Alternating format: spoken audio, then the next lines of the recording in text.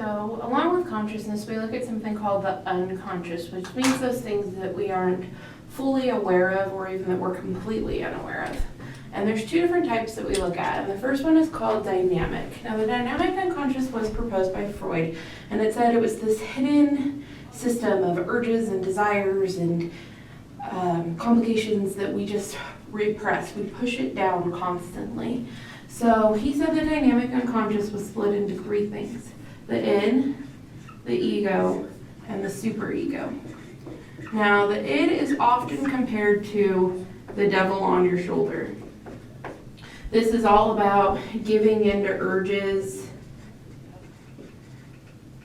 living by drives. For example, hunger and sex. It's all about just doing whatever you want and not caring about the consequences. Then the superego has been compared to the angel on the shoulder. And what happens here is this is the good to a fault side of you. So if you mess up, this part of your unconscious is going to think awful things. Like, it's going to take everything to an extreme. If you mess up, it wasn't just a mistake, you're the worst person ever. So huge guilt trips happen and over on this side if you do anything wrong.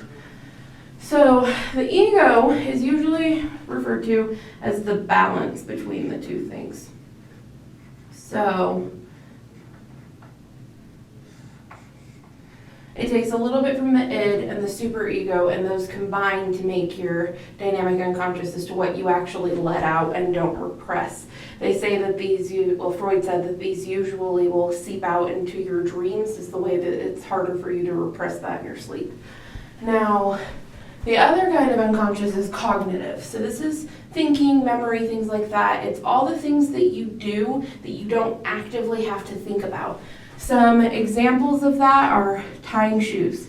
Once you learn how to do it, you never have to think about, left lace, right lace, bunny goes through the hole ever again. Riding a bike is often referenced here because it just becomes muscle memory. It becomes something you don't have to think about to actively do. Like for right now, writing for me, I don't have to practice how to do my letters or how to spell things because that's been put into my cognitive unconscious. It's something that I can do without actively thinking about it.